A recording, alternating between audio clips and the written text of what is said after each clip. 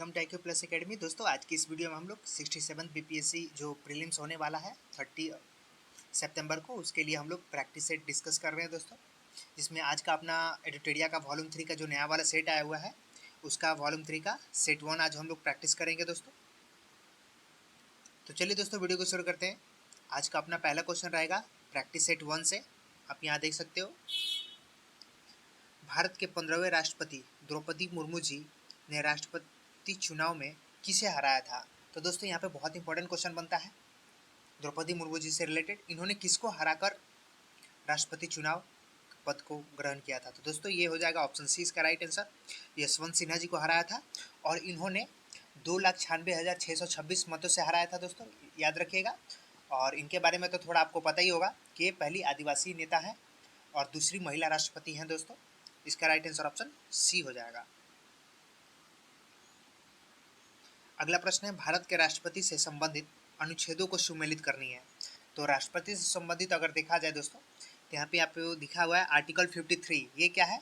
संघ की कार्यपालक शक्ति है दोस्तों, इससे संबंधित है, इसका विषय इसमें है। फिर 54 जो है राष्ट्रपति के चुनाव से संबंधित है दोस्तों। तो ये आपका हो जाएगा, पहला का हो जाएगा ए और बी हो जाएगा। यहाँ पे मैं कर दे रहा हूँ, ये 53 का ये हो जाएगा 53, और फिर आपका जो ये 54 है वो हो जाएगा राष्ट्रपति का चुनाव, ये 2 नंबर हो गया। फिर आपका हो जाएगा 55 जो है राष्ट्रपति के चुनाव का तो तरीका होता है, प्रोसेस होता है, उसको रिलेटेड है दोस्तों। तो ये हो जाएगा सी आपका, 3 नंबर जो हो जाएगा सी हो जाएगा। फिर नेक्स्ट आपका कह रहा है 61, जिसमें होता है राष्ट्रपति पर महाभियोग की जो प्रक्रिया होती है उससे रिलेटेड है 61। फिर जो 72 है दोस्तों, वो राष्ट्रपति के पास एक ऐसी शक्ति होती है जिससे वो किसी के भी मतलब जो कोई सजा होता है उसके लिए वो क्षमादान करने की जो शक्ति होती है वो। तो इसका जो राइट आंसर हो जाएगा दोस्तों ऑप्शन ए हो जाएगा राइट आंसर। आप यहाँ पे देख सकते हो ना। चलो अगले प्रश्न पे आते हैं दोस्तों। भारत के उपराष्ट्रपति के संबंध में निम्नलिखित कथनों पर विचार करें। दोस्तों ये दोनों बहुत ही हॉट टॉपिक बना हुआ है अभी के, अगर सिनेरियो से बात किया जाए तो करंट से भी रिलेटेड इससे क्वेश्चन बहुत बन सकते हैं ना। तो आपको पता ही है कि अगर पॉलिटी में भी क्वेश्चन बनता है या फिर मतलब ऐसे सिचुएशन में, तो यहाँ पे करंट से रिलेटेड क्वेश्चन बनते हैं। तो ये वाला जो पॉइंट होगा ना राष्ट्रपति उपराष्ट्रपति की, अभी अभी चुनाव हुआ था तो इससे रिलेटेड क्वेश्चन बन सकते हैं, तो आपको इसको अच्छे से ध्यान रखना है। इसलिए मैं कोशिश कर रहा हूँ कि थोड़ा सा डीपली क्लियर करूँ सबको, है ना। देखो यहाँ पे आर्टिकल जो 63 है वो भारत का एक उपराष्ट्रपति हो ऐसा इसमें बताया गया है। फिर आपका 64 जो है वो उपराष्ट्रपति राज्यों की परिषद का पदेन सभापति होगा, ये बताया गया है। आप यहाँ पे देख सकते हो मैच करके। फिर नेक्स्ट है 65, उपराष्ट्रपति का आकस्मिक ऋतुओं अथवा राष्ट्रपति की अनुपस्थिति में राष्ट्रपति के कर्तव्यों का निर्वहन कौन करता है दोस्तों? तो उपराष्ट्रपति करते हैं। फिर 66 आर्टिकल क्या कहता है? उपराष्ट्रपति के चुनाव से लेकर संबंधित है। 67 जो है दोस्तों वो है उपराष्ट्रपति का कार्यकाल कितने का होगा उससे संबंधित है दोस्तों। और 71 आर्टिकल जो कहता है वो उपराष्ट्रपति के चुनाव संबंधित जो उसमें मामले होते हैं उनसे रिलेटेड, तो उन सारी चीज़ों को लेकर मेंशन किया गया 71 में। वही 72 क्या है दोस्तों? तो राष्ट्रपति जो क्षमादान की शक्ति रखते हैं अपने पास। तो इसका जो राइट आंसर हो जाएगा दोस्तों ऑप्शन बी हो जाएगा, आप यहाँ पे देख सकते हैं। चलिए तो ये सारी चीज़ों को आप इजीली देख सकते हैं दोस्तों अगर आप चैनल पर नए हुए तो प्लीज़ चैनल को सब्सक्राइब कर लीजिएगा, और वीडियो अच्छा लगे तो प्लीज़ वीडियो को लाइक कर लीजिएगा लास्ट में। चलिए, ओलंपिक चैंपियन नीरज चोपड़ा ने विश्व एथलेटिक चैंपियन में कौन सा पदक जीता था? तो दोस्तों विश्व एथलेटिक चैंपियन में इन्होंने रजत पदक जीता है दोस्तों, है ना। और इनका जो थ्रो था वो 88.13 मीटर का था, है ना। आपको पता ही है जेवलिन थ्रोअर है, भाला फेंक। और इसमें स्वर्ण पदक किसने जीता था दोस्तों? ये एंडरसन पीटर्स थे जिन्होंने 90.54 मीटर का थ्रो किया था, जिसके बदौलत इनको स्वर्ण पदक मिला था। और अपने नीरज चोपड़ा जी को 88.13 मीटर के बदौलत सेकेंड प्राइज मिला था ना, सिल्वर मेडल। चलिए अगले प्रश्न पे आते हैं दोस्तों। हाल ही में भारत के 5 नए आर्द्रभूमि को रामसर साइट में रूप में नामित किया गया है, उनमें से कौन शामिल नहीं है? तो दोस्तों यहाँ पे कौन से शामिल नहीं है यहाँ बताया जा रहा है। तो अगर हम ऑप्शंस देखें तो किरिकिली पक्षी अभ्यारण्य जो है दोस्तों ये कहाँ पे है? तमिलनाडु में है। फिर आपका पल्लीकरनई जो है वो दोस्तों ये भी तमिलनाडु में है। फिर आपका सांख्य सागर जो है वो दोस्तों ये मध्य प्रदेश में पड़ता है। और फिर आपका आता है पाला आंध्र भूमि, ये मिजोरम में पड़ता है। तो दोस्तों यहाँ जितने भी ऑप्शन दिए गए हैं वो सारे के सारे रामसर की सूची में शामिल हैं, तो इसका राइट आंसर ऑप्शन ई हो जाएगा दोस्तों ना। चलिए अगले प्रश्न पे आते हैं दोस्तों। हाल ही में किस नेता को sir Winston Churchill leadership award प्रदान किया गया है? तो दोस्तों ये यूक्रेन के जो प्रधानमंत्री है दोस्तों उन्हीं को मिला है, वोलोदिमीर जेवेल्स्की को। तो इसका राइट आंसर ऑप्शन बी हो जाएगा। चलिए अगले प्रश्न पे आते हैं दोस्तों। किस भारतीय अर्थशास्त्री को विश्व बैंक का मुख्य अर्थशास्त्री नियुक्त किया गया है दोस्तों? तो ये इंदरमिट गिल है। राइट आंसर इसका ऑप्शन सी हो जाएगा। नेक्स्ट है, किस राज्य में देश का पहला हर घर जल प्रमाणित जिला घोषित किया गया है दोस्तों? तो ये मध्य प्रदेश हो जाएगा। राइट आंसर ऑप्शन ए हो जाएगा। नेक्स्ट है, सुर्खियों में रही बंटिया आयोग की रिपोर्ट किस क्षेत्र से संबंधित है दोस्तों? ये स्थानीय निकायों में आरक्षण से संबंधित है। राइट आंसर इसका ऑप्शन बी हो जाएगा दोस्तों। कौन सा देश I2U2 ग्रुपिंग से जुड़े हुए हैं? I2U2 देखो दोस्तों, I2 भारत और इजराइल हो गया, I2 और U2 में हो जाएगा UAE और USA। तो ये ए नंबर इसका राइट आंसर हो जाएगा दोस्तों, है ना। यहाँ के जो भी विदेश मंत्री है वो इन सभी की एक बैठक हुई थी 2021 में। तो इसका राइट आंसर ऑप्शन ए हो जाएगा दोस्तों।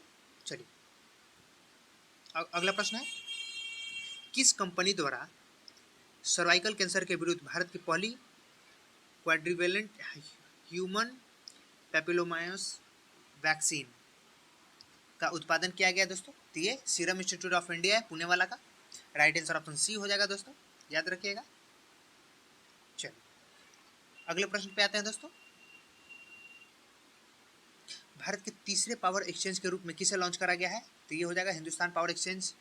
राइट आंसर ऑप्शन बी हो जाएगा दोस्तों। इसके पहले इंडियन एनर्जी एक्सचेंज है और आपका power exchange of Indian limited है, ये दोनों तो पहले से ही है। तीसरा ये बन गया है। चलिए, वर्ल्ड पॉपुलेशन प्रोस्पेक्टस रिपोर्ट 2022 के अनुसार भारत किस वर्ष चीन की आबादी से आगे निकल जाएगा दोस्तों? तो ये 2023 तक आगे निकल जाएगा इस रिपोर्ट के अकॉर्डिंग। 2023 तक चाइना के भी पॉपुलेशन से आगे हो जाएगा भारत का पॉपुलेशन। अगला प्रश्न है दोस्तों, कौन सही सुमेलित नहीं है? देखते हैं दोस्तों कौन सा सही सुमेलित नहीं है एक्चुअली यहाँ पे।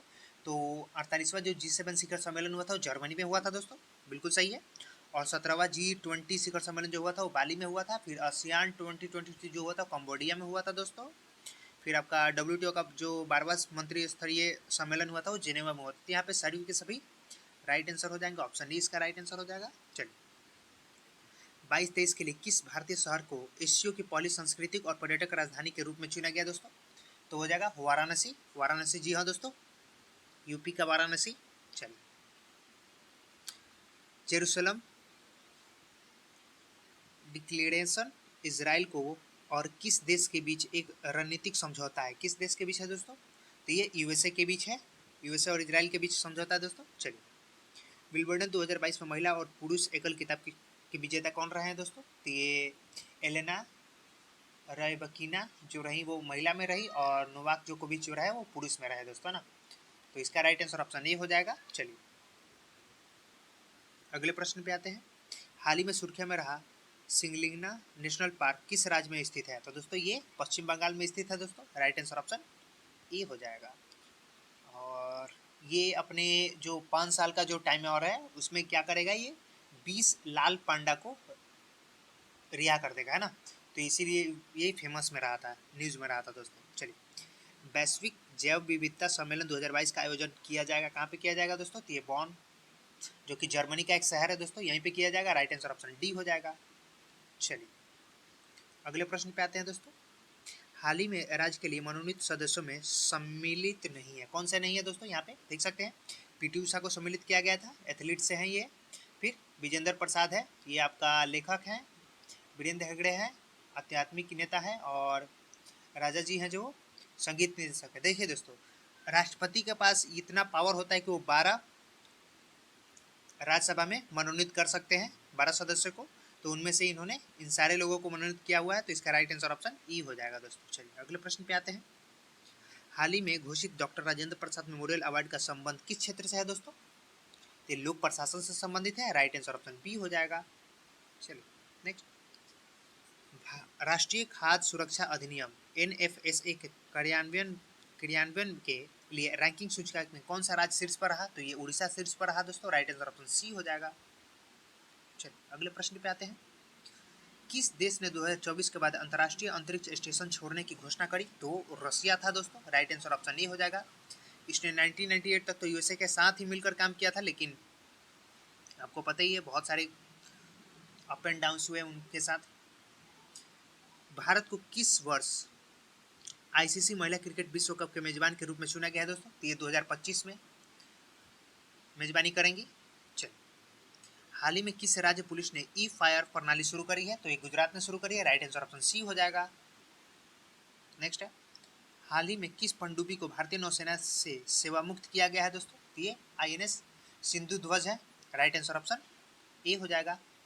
Right answer. चलिए आगे, denial of safe haven initiative of और workshop on anti corruption and economic development किस संस्था से संबंधित है दोस्तों? ये ब्रिक्स से संबंधित है। ब्रिक्स आपको पता ही है, ब्रिक्स में कितने कंट्रीज है? लास्ट में साउथ अफ्रीका ऐड ऑन हुआ था, बाकी इसके पहले चाइना, आपका इंडिया, फिर ब्राज़ील और रसिया थे। राइट आंसर ऑप्शन डी हो जाएगा। चलिए अगले प्रश्न पे आते हैं दोस्तों। ऑप्शन डी हो जाएगा इसका राइट आंसर। सॉरी, सांस्कृतिक मंत्रालय ने किस शहर में धम्मक्का दिवस 2022 समारोह आयोजित करी है? तो दोस्तों ये सारनाथ में हुआ है। राइट आंसर ऑप्शन सी हो जाएगा। यूपी में पड़ता ही है सारनाथ। चलिए, state of food security and nutrition in the world 2022 report किस संगठन द्वारा जारी करा गया है? ये संयुक्त राष्ट्र के द्वारा जारी किया गया है दोस्तों। संयुक्त राष्ट्र के द्वारा। राइट आंसर ऑप्शन ये हो जाएगा, यूएन। हाल ही में किस संस्था ने कोविड-19 के प्रबंधन के लिए आयुष प्रथाओं का संग्रह जारी किया है दोस्तों? तो यहाँ पे आप देख सकते हैं, इसका जो राइट आंसर हो जाएगा नीति आयोग हो जाएगा दोस्तों। नीति आयोग ने जारी किया है। अगला प्रश्न है, फ्यूज का सिद्धांत संबंधित है। फ्यूज का सिद्धांत किससे संबंधित है दोस्तों? तो विद्युत के ऊष्मीय प्रभाव से संबंधित है दोस्तों। ये क्या होता है एक्चुअली में, गर्म होके गल जाता है ना, जो तार होता है बहुत ही लो, उसका रेसिस्टिविटी बहुत ज़्यादा होता है, मतलब प्रतिरोधकता बहुत ज़्यादा होती है, लेकिन गलनांक बहुत कम होता है। जो फ्यूज का वायर होता है दोस्तों, है ना, गलनांक बहुत कम होता है। इसी वजह से हमारे जो सर्किट में बहुत सारे चीज़ें अप्लायंस जो होती है जुड़ी हुई होती हैं, जैसे पंखा, बल्ब, ऐसे बहुत सारी चीज़ें होती हैं जो कि बच जाती हैं अगर वोल्टेज का वेरिएशन होता है, तो ज़्यादा कम होता है तो, है ना। इसका राइट आंसर ऑप्शन ए हो जाएगा दोस्तों। चलिए अगला प्रश्न है, उपयुक्त युग्मों में से कौन से सही सुमेलित हैं दोस्तों? यहाँ पे आप देख सकते हैं। तो इलेक्ट्रिक जनरेटर है, विद्युत से यांत्रिक में कन्वर्ट करता है। इलेक्ट्रिक मोटर है, इलेक्ट्रिकल मोटर है ये, तो यांत्रिक से विद्युत में कन्वर्ट करता है। डीजल इंजन है जो कि प्रकाश से विद्युत में कन्वर्ट करता है। फिर यहाँ पे सोलर सेल जो कि रासायनिक से यांत्रिक में कन्वर्ट करता है। तो आप यहाँ पे देख सकते हो, जो डीजल इंजन है वो रासायनिक ऊर्जा को यांत्रिक ऊर्जा में कन्वर्ट करता है, और जो सोलर सेल है वो प्रकाश ऊर्जा को विद्युत ऊर्जा में कन्वर्ट करता है।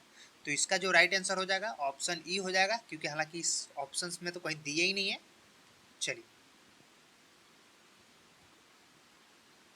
अगले प्रश्न पे आते हैं। यदि एक गोलीय दर्पण को किसी द्रव में डुबोया जाता है तो उसकी फोकस दूरी क्या होती है? अगर द्रव में डुबोया जाएगा तो उसकी फोकस दूरी क्या होगी दोस्तों? तो वो तो अनचेंज ही होगी ना, क्योंकि फोकस दूरी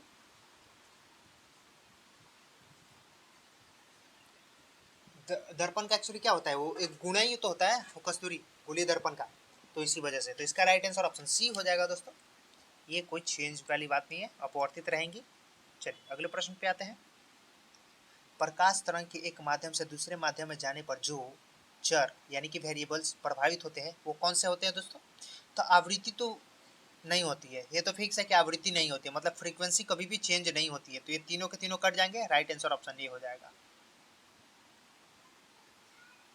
किस बिंदु पर फ़ारेनहाइट तापक्रम सेंटीग्रेड तापक्रम का 2 गुना होता है? तो कितने पे होता है दोस्तों? तो ये 160 डिग्री सेल्सियस पे होता है, याद रखिएगा। इसको आप फाइंड आउट करने का एक सिंपल सा फॉर्मूला यहाँ पे अप्लाई कर सकते हो, C-0 upon 100 equal to F-32 upon 180। यहाँ से आप इसको कर सकते हो इजिली, यहाँ से फाइंड आउट कर लोगे। क्या बोल रहे हैं यहाँ पे, 2 गुना करने का ना, तो F इक्वल टू क्या कर लेना, 2C कर देना और वैसे रख के फाइंड आउट करेगा तो 160 डिग्री सेल्सियस आ जाएगा इजिली। चल, प्रकाश वर्ष होता है। प्रकाश वर्ष क्या होता है दोस्तों?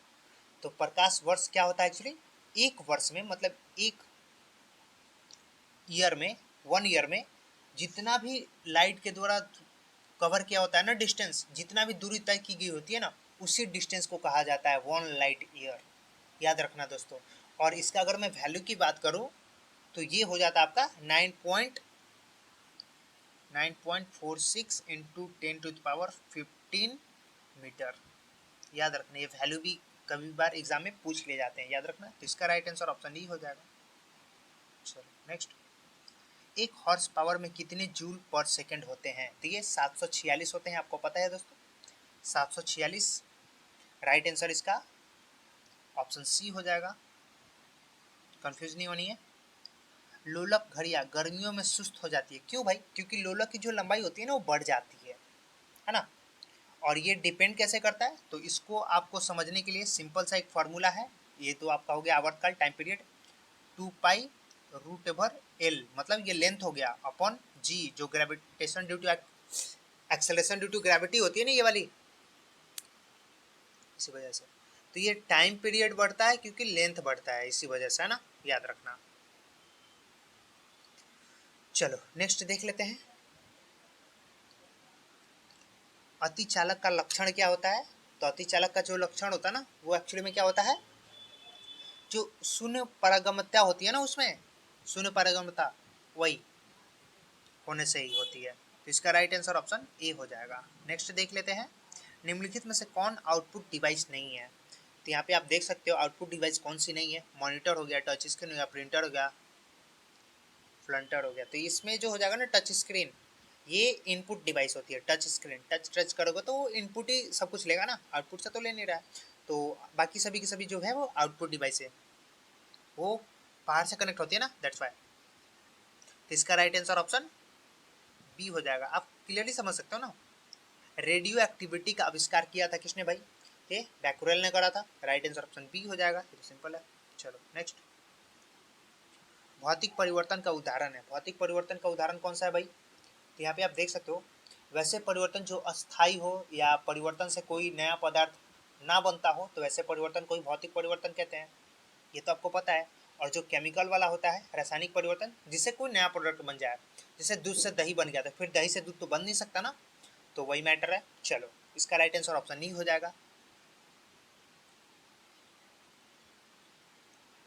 परमाणु में कक्षों को भरने का क्रम नियंत्रित होता है कैसे भाई? अब बाउस सिद्धांत द्वारा ये होता है। तो इसका राइट आंसर क्या हो जाएगा? ऑप्शन ए हो जाएगा। चलो, अब बाउस सिद्धांत द्वारा। नेक्स्ट, निम्नलिखित में से कौन सा एक मूल तत्व है? तो हीरा जो है वो मूल तत्व होता है, हीरा होता है। चलो, निम्न में से सबसे अधिक क्रियाशील धातु कौन सी होती है दोस्तों? तो वो है तांबा। अगर ऑप्शंस के अकॉर्डिंग दे देता है, कॉपर हो गया है ना, सबसे हाईली हो गया है ना। राइट आंसर ऑप्शन ए हो जाएगा अकॉर्डिंग टू ऑप्शन। फिर पारा, चांदी, सोना, सोप स्टोन यानी कि टॉर्क मुख्यतः क्या होता है दोस्तों? ये मैग्नीशियम सिलिकेट होता है। राइट आंसर ऑप्शन डी हो जाएगा। चलो नेक्स्ट है, निम्नलिखित में से कौन से जोड़े तांबू के मिश्र धातु का नहीं होता है? मतलब सॉरी, तांबे के मिश्र धातुओं का नहीं होता है। तो कौन सा होता है दोस्तों? जो कि रोज मेटल और टाइप मेटल होता है, ये नहीं होता है ना। इसका राइट आंसर ऑप्शन डी हो जाएगा। क्यों भाई? क्योंकि ये बिस्मथ, पीबी और एसन से होता है ना बना हुआ, याद रखना। बाकी सारे के सारे में कॉपर आपका रहेंगे ही रहेंगे, है ना। चलो, 1 बिलियन लाल लिटमस को नीला कर देता है। बिलियन का पीएच क्या होगा भाई? तो बिलियन का पीएच लाल लिटमस को नीला करता है, तो वो तो क्षारीय हो गया। अब क्षारीय होने के लिए 7 से अधिक होना पड़ेगा ना, 7 से तो अधिक होना पड़ेगा। तो यहाँ पे 7 से अधिक ऑप्शन में ही नहीं है, तो राइट आंसर ऑप्शन ई हो जाएगा। नेक्स्ट, बेकिंग सोडा क्या है भाई? सोडियम हाइड्रोजन कार्बोनेट, यही तो होता है ना, NaCO3। Right answer option A हो जाएगा। चलो अगले प्रश्न पे आते हैं, याद रखना यार, निम्नलिखित कथनों पर विचार करनी है। देखिए, टेफ्लॉन और डिक्रॉन बहुलक होती हैं, यहाँ पे बोल रहा है। और फिर क्या कह रहा है? नियोप्रीन संश्लेषित रबड़ है, पॉलीथीन जो है वो पॉलीएथिलीन का बहुलक है, और क्लोरोप्रीन एक प्राकृतिक रबर है। यहाँ बोल रही है ऐसा कुछ। तो प्राकृतिक रबर क्या होता है, आइसोप्रीन का बहुलक होता है। बाकी सभी सभी सही हुए हैं। यहाँ पे आप देख सकते हो जो प्राकृतिक रबर होता है वो आइसोप्रीन का बहुलक होता है। तो इसका राइट आंसर ऑप्शन ए हो जाएगा। 1 2 3 तो सही है, लेकिन एक गलत है। चलो नेक्स्ट है, मॉर्फिन किससे प्राप्त होता है दोस्तों? मॉर्फिन तो ये फल से प्राप्त होता है। मॉर्फिन जो अनरिप फ्रूट्स होता है ना, उससे ही प्राप्त होता है। और पौधे पौधे से अफीम और आपका हीरोइन भी प्राप्त होते हैं। ये पौधे से ही प्राप्त होते हैं, अफीम और हीरोइन। चलो इसका राइट आंसर ऑप्शन सी हो जाएगा दोस्तों, फल से प्राप्त होते हैं। चलो नेक्स्ट, हमारे तंत्र में अधिकतम एटीपी अणुओं को उत्पन्न करने वाला पद कौन सा होता है दोस्तों? तो ये क्रेब्स चक्र जो होता है ना, क्रेब्स चक्र,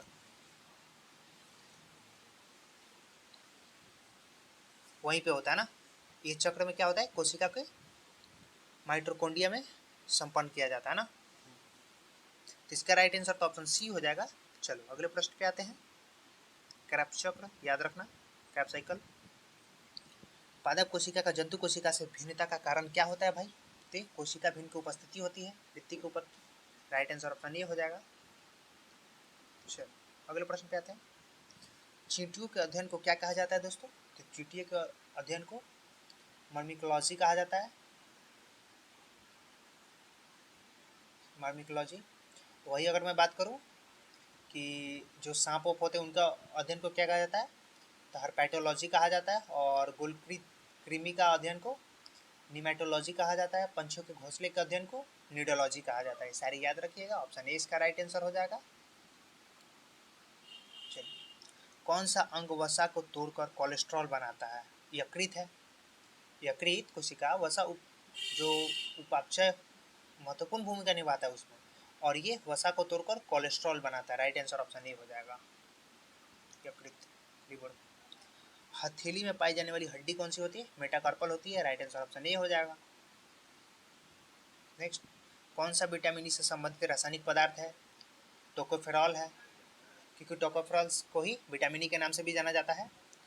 और इसकी कमी से नपुंसकता, बांझपन आदि का जो रोग होता है वो सारे इसी के लिए रिस्पॉन्सिबल है। राइट आंसर ऑप्शन ए हो जाएगा, टोकोफेरॉल।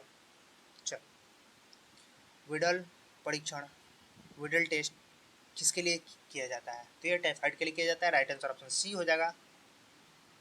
चलो, सूखा सहिष्णुता से संबंधित हार्मोन कौन सा है? एब्सिसिक अम्ल है। राइट आंसर ऑप्शन ए हो जाएगा, एब्सिसिक अम्ल। सिल्क टीका निम्नलिखित में से किस व्यक्ति से संबंधित है? तो ये पोलियो से संबंधित है। राइट आंसर ऑप्शन डी हो जाएगा, पोलियो। किस संधि के अनुसार मराठा संगठन का वास्तविक नेता पेशवा बन गया था? तो ये संगोल की संधि हुई थी 1750 में। ये बाजीराव, जो बालाजी बाजीराव थे और राजा राम द्वितीय थे, इनके भी संगोल की संधि हुई थी। इसमें पेशवा वास्तविक नेता बने और छत्रपति जो रहे वो छत्रपति वो नामांत का प्रधान बन रह गए थे। तो राइट आंसर ऑप्शन सी हो जाएगा। चलिए अगले प्रश्न पे आते हैं। कौन सा कथन सत्य है? देख लेते हैं दोस्तों यहाँ पे कौन सा कथन सत्य है। यहाँ पे आप देख सकते हो,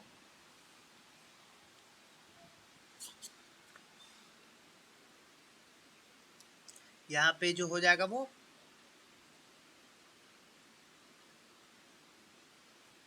ऑप्शन, यहाँ पे देखो बी और सी, देखो बी और सी देखो, दोनों को दोनों सत्य है। इसके अलावा जो ऑप्शन ए और डी है वो गलत है दोस्तों। बिहार में रैयतवाड़ी भू राजस्व व्यवस्था लागू की गई थी, बिल्कुल नहीं। यहाँ पे परमानेंट सेटलमेंट एक्ट हुआ था ना, लागू किया गया था, ये नहीं किया गया था। और इस्तेमारी व्यवस्था में प्रत्येक जमीन धारक को भू राजस्व मानकर अपने साथ लगान की दर तय कर दी गई थी। तो ये दोनों को दोनों गलत है, बाकी सॉरी दोनों सही हैं, बाकी आपके गलत हो जाएंगे। डी भी गलत है एक्चुअली, यहाँ पे सी सही है ना। लॉर्ड कैनवेलिस ने 1790 में 10 वर्षीय लगान व्यवस्था लागू करी थी। तो इसका राइट आंसर ऑप्शन ई हो जाएगा एक्चुअली में। चलो नेक्स्ट देख लेते हैं। कम्योटी प्रथा निम्नलिखित में से किस क्षेत्र में प्रचलित थी? तो ये बिहार और उड़ीसा में प्रचलित थी। राइट आंसर ऑप्शन ए हो जाएगा। असबाब ए बगावत ए हिंद नामक पुस्तक का संबंध किससे है? तो ये 1857 के विद्रोह से संबंधित है। राइट आंसर ऑप्शन सी हो जाएगा। 14 जून 1947 को अखिल भारतीय कांग्रेस कमेटी की नई दिल्ली में हुई बैठक में भारत के विभाजन का प्रस्ताव किसने प्रस्तुत करा था? तो गोविंद बल्लभ पंत ने करा था। विभाजन का प्रस्ताव प्रस्तुत करा था और आपका मौलवी अबुल कलाम आज़ाद, सरदार पटेल और जवाहरलाल नेहरू ने इसका समर्थन भी किया था। तो इसका राइट आंसर ऑप्शन डी हो जाएगा। चलो नेक्स्ट, निराश्रित महिलाओं के लिए मुक्ति सदन की स्थापना निम्नलिखित में से किसने करी थी? तो ये पंडित रामाबाई ने करी थी, ज्योतिबाबाई फुले की पत्नी है ये। राइट आंसर ऑप्शन डी हो जाएगा।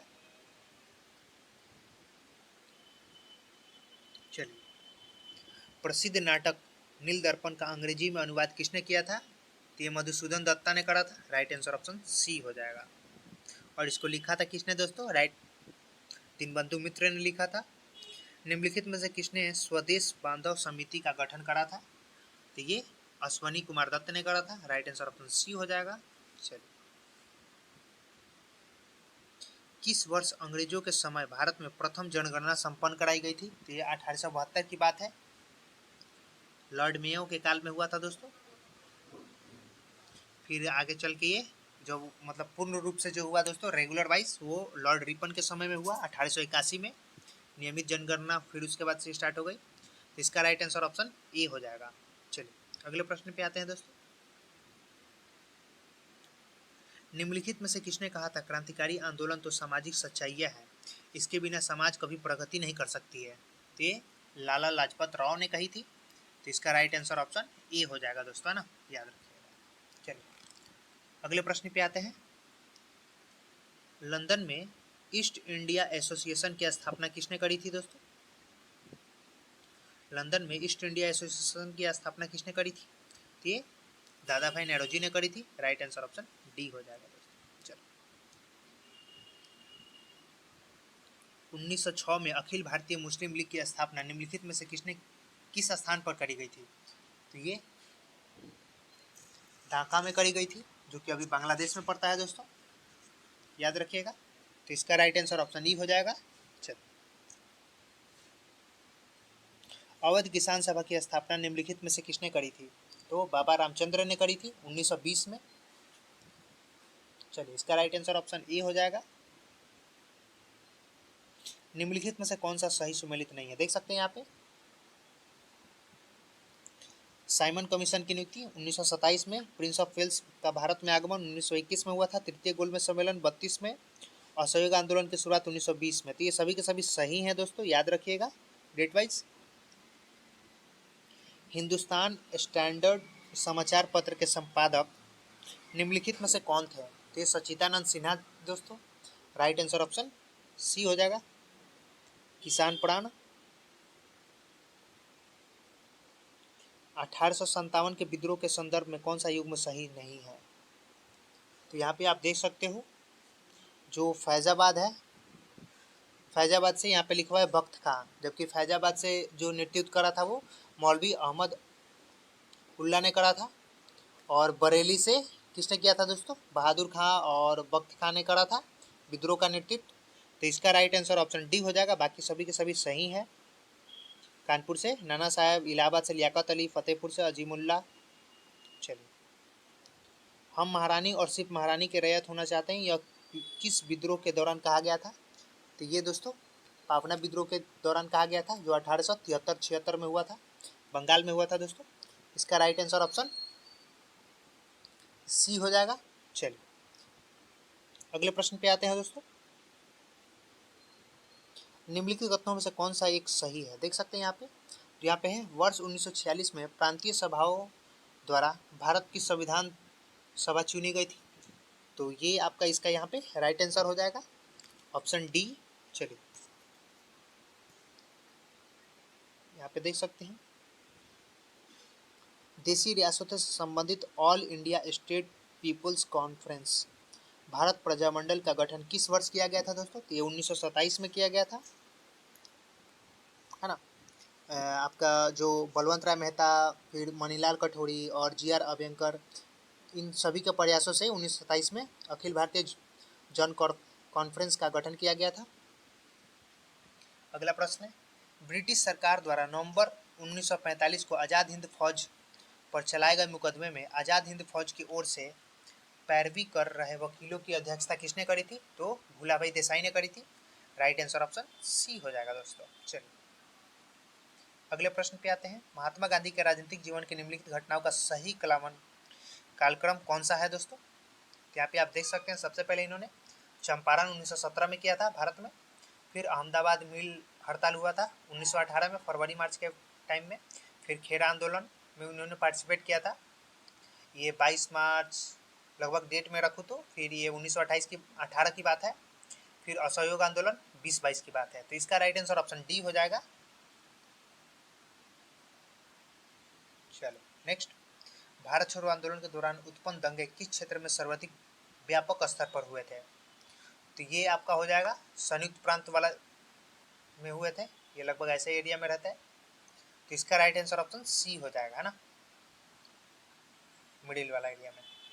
चंपारण आंदोलन के समय बिहार के लेफ्टिनेंट गवर्नर कौन थे दोस्तों? तो एडवर्ड अल्बर्ट गेट थे। इसका राइट आंसर ऑप्शन बी हो जाएगा। नेक्स्ट प्रश्न देख लेते हैं, 1942 में भारत छोड़ो आंदोलन के दौरान नेपाल के राजविलास के जंगलों में युवकों को आग्नेयास्त्र चलाने का प्रशिक्षण किसके नेतृत्व में दिया जाता था? तो ये सरदार नित्यानंद के नेतृत्व में दिया जा रहा था। राइट आंसर ऑप्शन ए हो जाएगा। अगला प्रश्न है, एसोसिएट प्रेस ऑफ इंडिया का गठन किस वर्ष हुआ था? तो ये 1905 में हुआ था दोस्तों। राइट आंसर ऑप्शन बी हो जाएगा, है ना। फिर इसके द्वारा अगर मैं बात करूँ 1927 में क्या हुआ था, तो free press news service start हुई थी। 1913 में क्या हुआ था दोस्तों? 1880 में क्या हुआ था? राइटर हुआ था का गठन हुआ था, है ना, याद रखिएगा सारी सारी। चलिए, पुर्तगाली यात्री बारबोसा किसके शासनकाल में विजयनगर आया था दोस्तों? ये कृष्णदेव राय के शासनकाल में आया था। राइट आंसर ऑप्शन बी हो जाएगा। हुमायूं के मकबरा के संदर्भ में निम्नलिखित में से क्या गलत है? तो हुमायूं का जो मकबरा है वो दिल्ली में अवस्थित है दोस्तों, और इस मकबरा के संदर्भ में जो भी पॉइंट यहाँ पे लिखे गए हैं, निर्माण 1565 में हुमायूं की विधवा हाजी बेगम ने शुरू करवाया था, दोहरे गुंबद वाला यह भारत का पहला मकबरा था, चारबाग पद्धति का पहली बार प्रयोग हुमायूं के मकबरे में हुआ था, ताजमहल का पूर्वगामी माना जाता है। तो ये बिल्कुल भी सही है दोस्तों, इसका राइट आंसर ऑप्शन ई हो जाएगा ना। चलो, कौन सा अकबर का अंतिम सैन्य विजय अभियान था? तो अकबर का अंतिम सैन्य विजय अभियान जो रहा दोस्तों वो रहा असीरगढ़ का, है ना, मीर बहादुर के खिलाफ रहा था। राइट आंसर ऑप्शन सी हो जाएगा। चलो अगले प्रश्न पे आते हैं दोस्तों, किस शासनकाल ने दिल्ली सल्तनत में विद्रोह के दमन के लिए 4 अध्यादेश जारी करे थे? तो ये अलाउद्दीन खिलजी था दोस्तों। राइट आंसर ऑप्शन बी हो जाएगा। दिल्ली सल्तनत में दीवान रियासत का कार्य क्या था? बाजार पर नियंत्रण रखना ही इनका काम था। राइट आंसर ऑप्शन सी हो जाएगा। फुतू अस सलातीन नामक ग्रंथ के लेखक कौन थे दोस्तों? ये इसामी थे। राइट आंसर ऑप्शन बी हो जाएगा। चलिए अगले प्रश्न पे आते हैं, वकाटक्स वंश के किस शासक ने 4 अश्वमेध यज्ञ, एक वाजपेयी यज्ञ और अन्य वैदिक यज्ञों का अनुष्ठान किया था? तो प्रवरसेन प्रथम थे। राइट आंसर ऑप्शन ए हो जाएगा, प्रवरसेन प्रथम। चलिए, सोलंकी वंश की स्थापना निम्नलिखित में से किसने करी थी? ये मुडराज प्रथम ने करी थी सोलंकी वंश की स्थापना, और इसकी राजधानी अनहिलवाड़ा थी दोस्तों। राइट आंसर ऑप्शन ए हो जाएगा। अगले प्रश्न पे आते हैं, निम्नलिखित में से किसके अनुयायियों को निग्रंथ कहा जाता है दोस्तों? तो ये पार्श्वनाथ है। राइट आंसर ऑप्शन सी हो जाएगा। मौर्यकालीन प्रशासन में टकसाल का अध्यक्ष कहा जाता था, तो ये लक्षणाध्यक्ष कहलाते थे दोस्तों, टकसाल का अध्यक्ष। और वही वाणिज्य के अध्यक्ष दोस्तों प्रणाध्यक्ष कहलाते थे, और सूत्राध्यक्ष जो थे वो दोस्तों कताई बुनाई का अध्यक्ष था, और लोहाध्यक्ष जो थे वो धातु विभाग के अध्यक्ष थे। राइट आंसर ऑप्शन सी हो जाएगा। हड़प्पा सभ्यता का सर्वाधिक पश्चिमी पुरास्थल है कौन सा? तो सुतका गेडोर है दोस्तों। राइट आंसर ऑप्शन बी हो जाएगा, सुतका गेडोर। त्रिपिटक के तीसरे पिटक अभिधम पिटक का संकलन किस बौद्धिक संगति में हुआ था दोस्तों? ये तृतीय बौद्धिक संगति में हुआ था, अशोक के शासनकाल में हुआ था दोस्तों, पाटलिपुत्रा में। इसका राइट आंसर ऑप्शन सी हो जाएगा। चलिए, अश्वघोष किस शासक के दरबार को शोभित करते थे दोस्तों? ये कनिष्क के शासनकाल में थे। जो अश्वघोष कुषाण शासक जो थे दोस्तों वो कनिष्क के राष्ट्र कवि थे। अगर उनकी प्रमुख रचनाओं की बात की जाए तो यहाँ पे सौदरानंद है, सारिपुत्र प्रकरण है, ये सारी की सारी रहेंगी। चलिए, इसका राइट आंसर ऑप्शन बी हो जाएगा। उदयगिरी गुहालेख में किस गुप्त शासक के विजयों का उल्लेख है दोस्तों? तो चंद्रगुप्त द्वितीय का उल्लेख है। राइट आंसर ऑप्शन सी हो जाएगा। धार्मिक कविताओं का संकलन कुरल निम्न में से किस भाषा से संबंधित है दोस्तों? तो ये तमिल से संबंधित है। राइट आंसर ऑप्शन ए हो जाएगा। कुमायूं हिमालय से संबंध में निम्नलिखित में से कौन सा कथन असत्य है? तो इनका विस्तार जो है वो काली नदी से तीस्ता नदी तक है। इसका राइट आंसर ऑप्शन ए हो जाएगा। निम्नलिखित में से कौन ताजे पानी की झील नहीं बल्कि एक लैगून झील है? तो यहाँ पे आप देख सकते हो जो चिल्का झील है, लेक है, वो उड़ीसा में है, पेरियार झील केरल में, और पुलिकट झील तमिलनाडु में है। सारे के सारे जो है वो खारे पानी की लैगून झीलें हैं। राइट आंसर ऑप्शन डी हो जाएगा। चलो नेक्स्ट, गोदावरी नदी के संबंध में निम्नलिखित में से कौन सा कथन गलत है? तो यह केवल महाराष्ट्र, आंध्र प्रदेश और उड़ीसा से प्रवाहित होती है, ये बिल्कुल गलत है। गोदावरी नदी जो है वो महाराष्ट्र, तेलंगाना, छत्तीसगढ़ और आंध्र प्रदेश राज्य से प्रवाहित होती है, और ये भारत की दूसरी सबसे लंबी नदी है जिसकी लंबाई 1465 किलोमीटर है दोस्तों, है ना, याद रखिएगा। और ये दक्षिण भारत की गंगा के नाम से भी जानी जाती है। चलिए, अगला प्रश्न है दोस्तों, भारत में पाई जाने वाली काली मिट्टी के संबंध में निम्नलिखित में से कौन सा कथन सही है? यह मृदे को रेगुर मिट्टी भी कहा जाता है, और यहाँ कपास मृदा भी, क्योंकि यहाँ कपास की खेती अच्छी खासी होती है ना। फिर यह दक्कन के पठार से अधिकतर भाग में पाई जाती है। यह खट्टे फलों की खेती के लिए उपयुक्त है। तो इसका जो राइट आंसर हो जाएगा दोस्तों ऑप्शन डी हो जाएगा, है ना, क्योंकि इसमें पोटास की मात्रा पाई जाती है बहुत अधिक, है ना। फिर आपका यहाँ पे आयरन भी होता है, मैग्नीशियम होता है, एल्युमिनियम भी होता है, ये सारी की सारी चीज़ें पाई जाती है ना। और इसमें नाइट्रोजन की कमी होती है, ये भी याद रखिएगा। निम्नलिखित बांध और उससे संबंधित राज्यों को मिलान करनी है ना, यहाँ पे देख लेते हैं आप। तो जो एक नंबर है चेरुथोनी बांध, वो आपका हो जाएगा केरल में। तो एक का 4 हो जाएगा, यहाँ पे 2 बन रहे हैं, देख सकते हैं आप यहाँ पे। एक का जब 4 हमें पता है तो यहाँ से 2 बन रहे हैं। फिर नेक्स्ट है इंदिरा सागर बांध, जो है वो मध्य प्रदेश में है, तो ये यहाँ पे सीधा सीधा हो गया। राइट आंसर ऑप्शन सी हो जाएगा। चलो, फिर कृष्णनागर सागर बांध जो है कर्नाटका में ही है दोस्तों, और मेतूर बांध जो है तमिलनाडु में है। जो सिदक है वो आंध्र प्रदेश में स्थित है। राइट आंसर ऑप्शन डी हो जाएगा। तातीपाक, जो तातीपाका तेल शोधनशाला किस राज्य में स्थित है? तो ये आंध्र प्रदेश में स्थित है दोस्तों। निम्नलिखित बंदरगाह और उससे संबंधित राज्यों में से कौन सही सुमेलित नहीं है? तो यहाँ पे आप देख सकते हो, यहाँ पे है एन्नोर बंदरगाह जो है वो केरल में स्थित है, सही सुमेलित नहीं है यहाँ पे दिया हुआ है। तो जो एन्नोर है वो ये एक्चुअली चेन्नई में पड़ता है। एन्नोर बंदरगाह जो है दोस्तों वो केरल में ना होकर चेन्नई में पड़ता है, तो इसका राइट आंसर ऑप्शन सी हो जाएगा। चलो नेक्स्ट देख लेते हैं, निम्नलिखित में से किस संघ राज्य क्षेत्र में महिला साक्षरता दर सर्वाधिक है? तो दोस्तों ये लक्षद्वीप में है। राइट आंसर ऑप्शन बी हो जाएगा। चलो नेक्स्ट देख लेते हैं, पुदुचेरी केंद्र शासित प्रदेश 3 राज्यों में फैला हुआ है, निम्नलिखित में से इनमें से कौन सही सुमेलित है दोस्तों? यहाँ पे 1, 2 और 3 जो हो जाएगा वो लगभग सही है, सभी के सभी सही है। राइट आंसर ऑप्शन डी हो जाएगा, 1, 2, 3। चलो, निम्नलिखित में से कौन सा देश भूमध्य रेखा पर अवस्थित है? भूमध्य रेखा पर कौन अवस्थित है दोस्तों? तो इसमें आपका कोलंबिया आ जाता है, फिर केन्या आ जाता है, भूमध्य रेखा पर अवस्थित है। भूमध्य रेखा पर टोटल 13 देश अवस्थित है दोस्तों, याद रखिएगा। तो इसका जो राइट आंसर हो जाएगा ऑप्शन ई हो जाएगा, क्योंकि ये दो तो संबंधित है, ये दोनों तो है ना, इसी वजह से। निम्नलिखित प्रायद्वीपीय और उनकी भौगोलिक स्थिति के संबंध में निम्नलिखित में से कौन सा सुमेलित नहीं है? तो यहाँ पे आप देख सकते हो ऑप्शन ई इसका राइट आंसर हो जाएगा। चलो नेक्स्ट देख लेते हैं। निम्नलिखित भू आकृति और उनकी अवस्थिति को सुमेलित करनी है। तो यहाँ पे एक का हो जाएगा आपका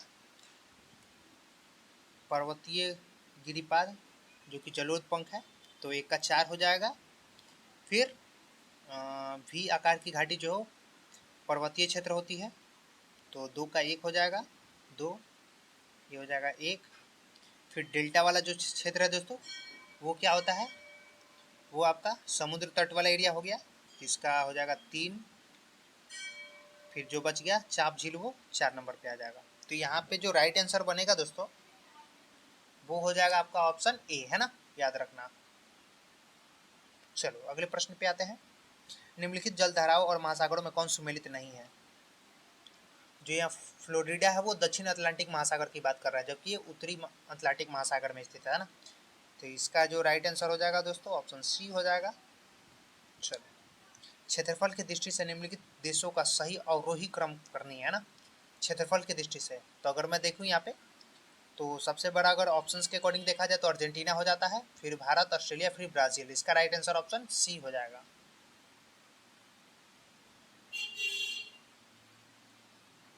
चलो नेक्स्ट प्रश्न देख लेते हैं। निम्नलिखित में से कौन सही सुमेलित नहीं है? यहाँ पे आप देख सकते हो कौन सही सुमेलित नहीं है। तो यहाँ पे तो इटली, फिर राजद्वीप, फिर इक्वाडोर, सभी के सही सही सुमेलित है दोस्तों, ऑप्शन इसका राइट आंसर हो जाएगा। बाकी यहाँ पे आप देख सकते हो मैथ के कुछ प्रश्न हैं जिसका मैं सॉल्यूशंस पीडीएफ के द्वारा प्रोवाइड कर दूंगा, आप हमारे टेलीग्राम चैनल से डाउनलोड कर सकते हो, है ना। चलो नेक्स्ट देख लेते हैं प्रश्न को हम। यहाँ पे आप देख सकते हो बिहार में खुले वनों का क्षेत्रफल कितना है? तो दोस्तों बिहार में खुले वन का क्षेत्रफल जो है वो लगभग कितना है दोस्तों?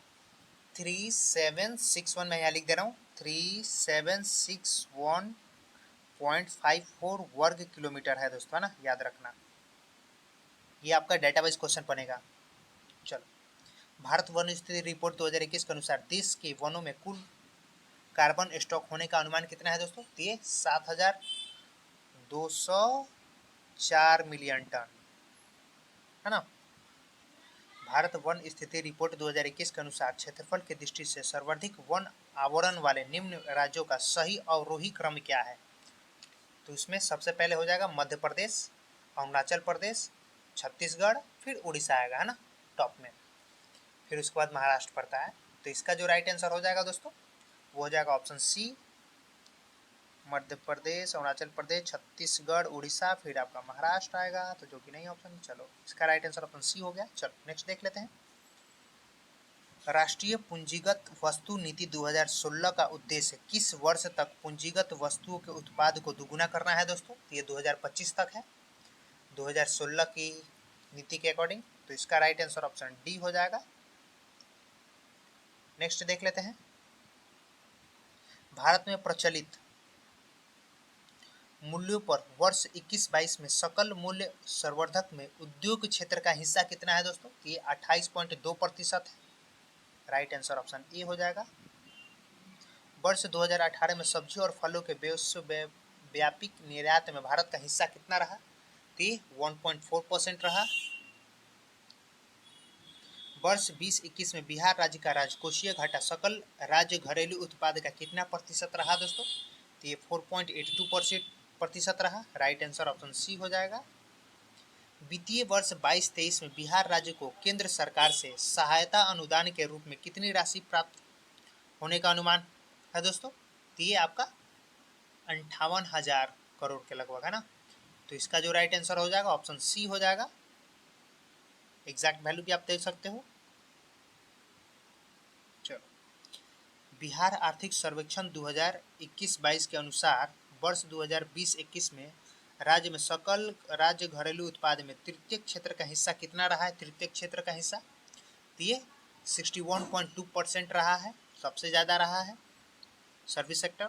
चलिए, बिहार सरकार के द्वारा राज्य के कितने जिलों में जैविक पट्टी विकसित की जा रही है?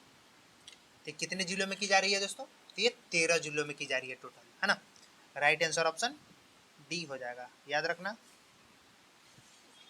चलो अगले प्रश्न पे आते हैं। निम्न में से कौन बजट में राजस्व प्राप्ति मद नहीं है?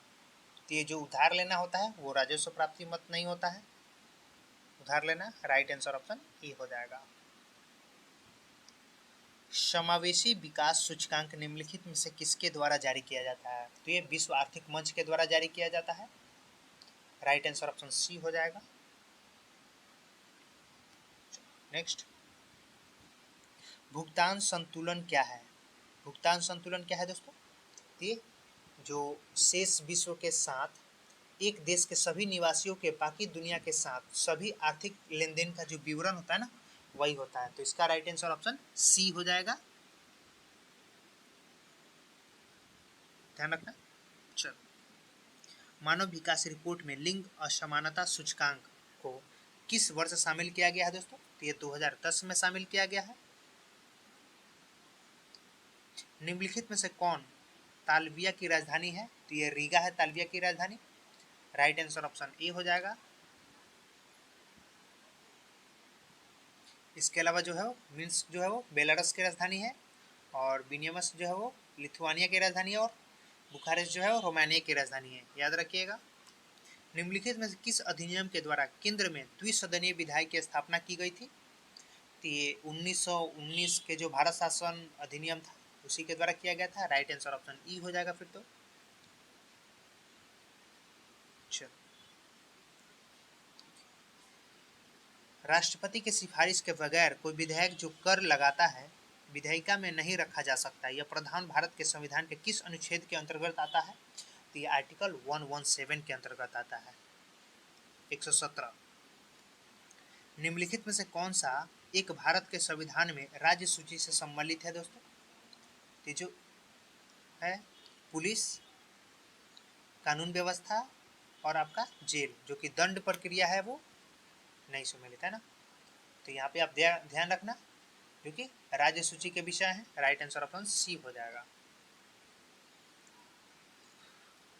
मूल अधिकारों से असंगत या उनका अल्पीकरण करने वाले विधायकों को किस अनुच्छेद के अंतर्गत शून्य घोषित किया जाता है?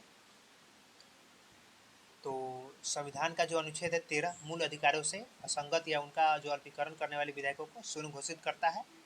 और संविधान का जो अनुच्छेद 13 है उसके अनुसार अगर ऐसी कोई भी विधि नहीं बनाया जाएगा जो भाग 3 द्वारा जो प्रदत्त मूल अधिकार को समाप्त या न्यून कर सकता है, कम कर सकता है। तो इसका राइट आंसर ऑप्शन ई हो जाएगा,